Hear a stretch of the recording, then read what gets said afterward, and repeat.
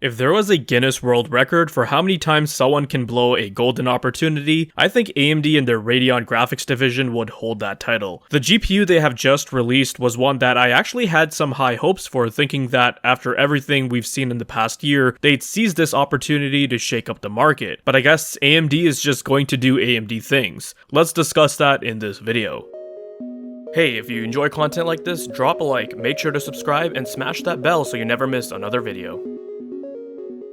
Hey, what is going on, guys? Danny here, welcome back to the channel, and I hope you've all been doing well. CES 2024 is underway, and to kick things off, we had major players in the semiconductor industry announce new products they'll be bringing to market. On the channel, for the past couple of months, we've been following many rumors and leaks surrounding new GPUs that were announced by Nvidia, and I'll be making separate videos discussing my thoughts on them. However, for this video, I wanted to focus on AMD and more specifically their Radeon graphics division. This week, to join the family of RX 7000 GPUs, AMD announced the RX 7600 XT. Now, initially, when I had heard about this GPU, I didn't think much of it at the time, but then we started to hear rumors about how it'll have substantially more bandwidth compared to the RX 7600 and may utilize the Navi 22 die, just further cut down from the 7700 XT. I personally made the mistake of being too optimistic about the release, but in my defense, I thought, with 2023 being an absolute crap show when it came to the mainstream GPU market, I thought we'd finally get some decent options rather than the stagnant garbage we have currently. Both the RTX 4060 and 4060 Ti barely improved over last gen, and the same happened with AMD's RX 7600,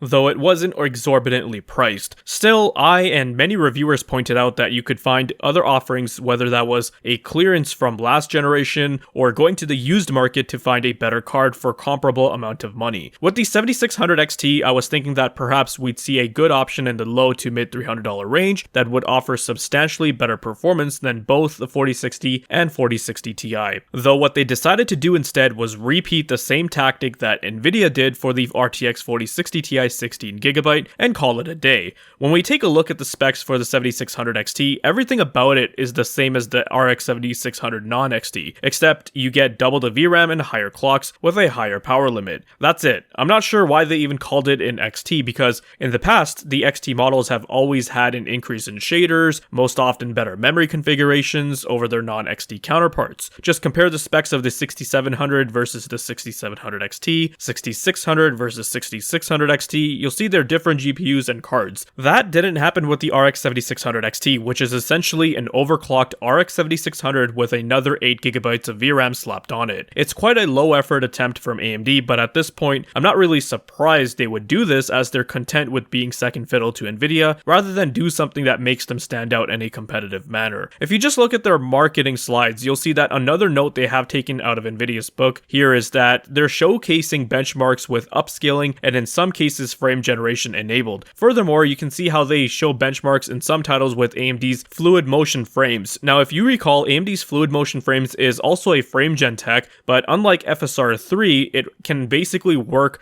with any title as long as you have it enabled within the driver settings. From a lot of the videos I've seen on AFMF, it's quite janky. You start whipping the mouse around, your frame rate takes a nosedive, and it's quite a jarring experience. Now, granted, most of the time you aren't whipping the mouse around, but there can be instances where fast inputs are needed, so that can be an occurrence, especially in first-person shooters. That can happen frequently. Nvidia is guilty of this too, but I just hate how manufacturers are using frame gen tech as a performance booster or FPS multiplier when it's not actually that. It's a frame smoothing technology. You're not actually boosting your performance here. With that said, these days it seems like many people are on board with using these technologies and may not have an issue with these benchmarks or figures because they themselves are also using them regularly, therefore it's relevant to them. And I'm not one of those people who is strictly raw rasterization. I have used DLSS and FSR upscaling many times and have also used FrameGen in some titles, but I always try to prioritize best raster performance first before having to resort to using those features. Though I think many people will agree with me when I say that they would like to see these manufacturers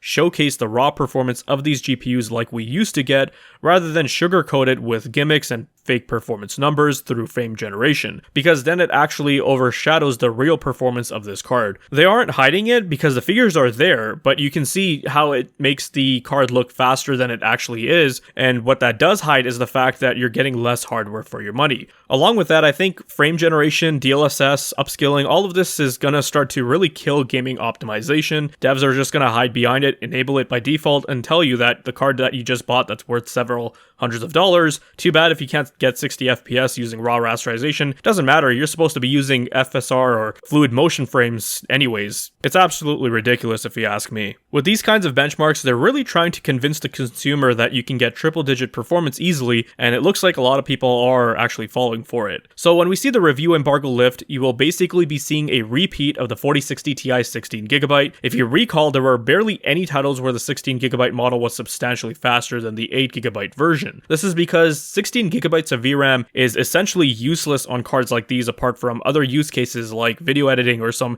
AI app that seems to be the craze these days. And guys, let's be real here. Anybody who's seriously editing, training AI, making money off these professional apps isn't buying AMD. Come on now, this slide was just put in there as a desperate attempt to make it seem like it's highly beneficial. Long before you'll be able to even utilize the 16GB VRAM on this card in games, the GPU cores themselves and its slim 128-bit bus will have hit its limit. This is why the 4060 Ti looked so unimpressive when compared to the 8GB version. The 16GB memory buffer is a marketing ploy, that's all there is to it, and what makes things worse is its price at $330. This card at best is worth maybe $280 even with its larger memory buffer. And for those saying that it's not overpriced, well, the original 8GB model was also overpriced, and I thought that card really shouldn't have been more than $220 or $230. Right now, there is still some older stock lingering for RX 6700 XT.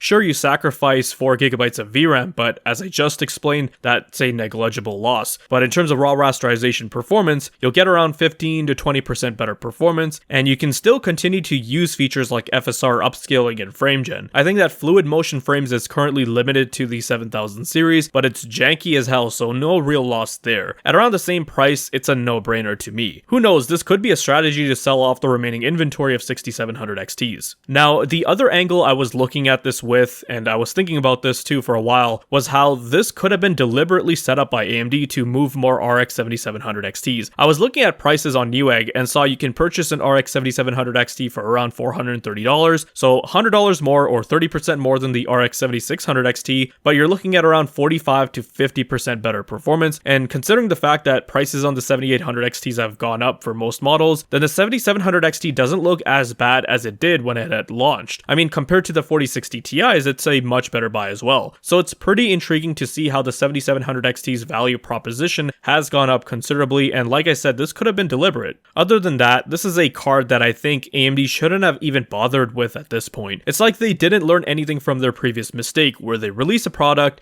get terrible reviews, it doesn't sell, then they do a price adjustment, but it still does poorly because the product now has this stain on it, and not everyone is going to go back and then re-review it. RDNA 3 wasn't a generation that impressed anyone, it was filled with mostly disappointment, and this just adds more fuel to the dumpster fire. Here I was, expecting that perhaps they would maybe put that shovel down, the same shovel they've been using to dig themselves a hole, and actually deliver a product that would send waves across the PC gaming market and community. But all we got was the RTX 4060 Ti 16GB Radeon edition. And that's a shame. It's going to be ridiculed when it comes out, nobody will buy or acknowledge it, and then maybe the cycle repeats again. To AMD themselves, this probably doesn't even matter. I didn't catch all their CES livestream, but apparently they just could not resist inserting the word AI in every sentence. So I guess they're occupied with that, trying to hop on the bandwagon like everyone else. Alrighty guys, so that's gonna do it for this one. We'll touch base in the next video.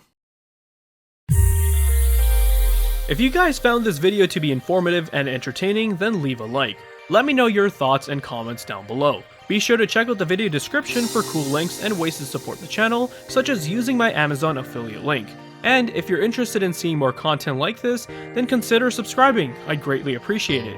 Thank you guys so much for watching, take care, and I'll see you in the next one.